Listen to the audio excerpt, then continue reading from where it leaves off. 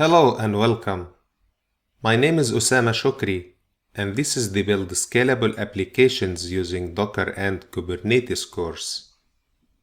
In this lecture, you will have a brief introduction to microservices and independent deployability.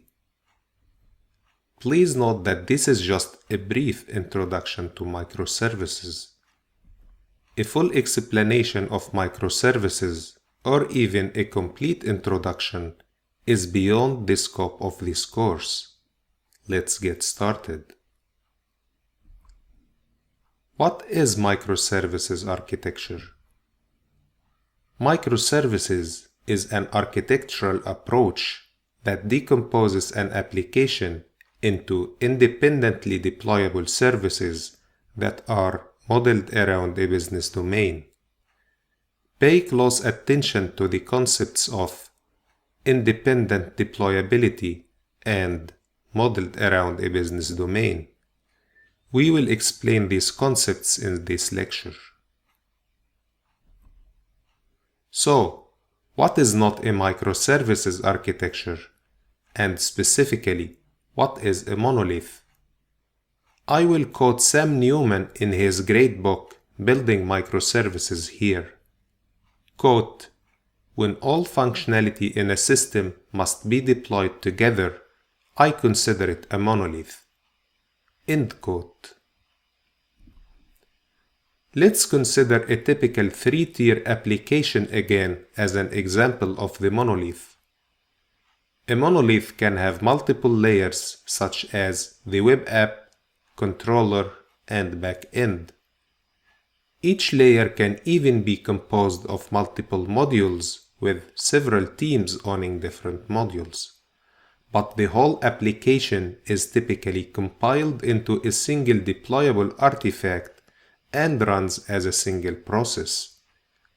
Layers or modules can call each other within the monolith process by simple in-process function calls. Furthermore, everything sits on one giant database schema that is used to persist the state of everything. This is not necessarily a bad architectural approach. In fact, its widespread speaks of its success. But like everything else, it has its drawbacks. This is not an extensive list, but here are some drawbacks of the monolith. A one-line change will require a full build and deployment. You can only scale the application as a whole. Scaling a single layer or module is not possible. Adding a feature usually touches all layers and requires the changes to be made in a specific order, thereby reducing the possibility of parallel development.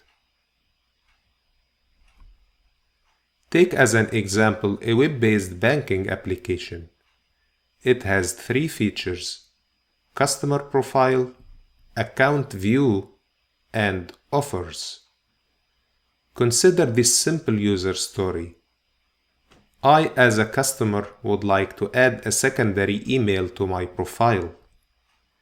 This touches all the three layers: web app, controller, and backend. And it touches the database too.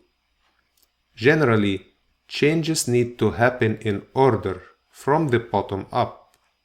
Furthermore, even though we only changed the customer profile feature, the whole application needs to be built, tested, and deployed.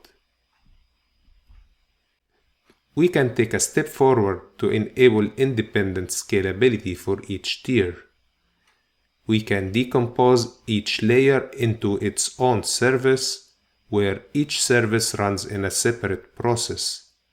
Services invoke each other by calls over a network, and there can be different number of instances of each service.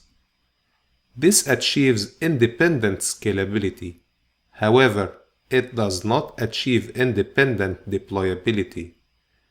Adding a new field for the secondary email to the customer profile still touches all the three layers and the database. we still need to roll out changes in a specific order from the bottom up. Enter microservices. We decompose the monolith into 3 microservices, each serving a specific business feature: the account view service, the customer profile service, and the offers service. Each service is owned by one team, which makes it easy to make changes. Services can still depend on each other. For instance, both the account view service and the offers service need to print the customer name, so they fetch it from the customer profile service. But if you want to add a field for the secondary email to the customer profile, only the customer profile needs to be changed and deployed. Better still, the change is contained within Team 2 only, and ideally within one code repository owned by Team 2. Let's go through a few aspects of the microservices architecture based on this example. A microservices architecture allows the Elephant Carpaccio pattern, courtesy of Alistair Cockburn. A user story can be a thin vertical slice of business functionality that spans all software layers. Think of it as a thin slice of a big thing, such as an elephant. The user story, I as a customer would like to add a secondary email to my profile, does span all the layers of the microservice. Such vertical story will be owned by one team and potentially one team member, thereby reducing the overhead of code handoffs. Modeled around a business domain. Each microservice serves a business feature. It can span multiple software layers, and each microservice is owned by one team. Furthermore, each microservice owns its state or its database. So please avoid using a shared database to allow independent deployability. Independent deployability. A microservice can be changed and deployed without the need to change or deploy any other microservice. This allows for more parallel development and more frequent releases of features. A microservice can be owned by one team, which makes code changes easier. Independent scalability. Each microservice runs in its own process. Each microservice can have multiple running instances, and each microservice can be scaled independently to have a different number of instances. This allows for more efficient use of infrastructure resources, as you can scale up one part of your application that is causing a bottleneck. Communicate over the network. Unlike a monolith, where modules call each other via simple function calls within a single process, microservices communicate with each other over the network. Let me take a minute to state that the monolith is not the enemy. Microservices are not inherently better or worse than a monolith architecture. Microservices architecture is an architectural approach, not the default architectural approach. Microservices have their drawbacks too. I'll list 2 drawbacks as examples. Testing, especially end-to-end testing, is more complicated, and communication over the network often increases latency.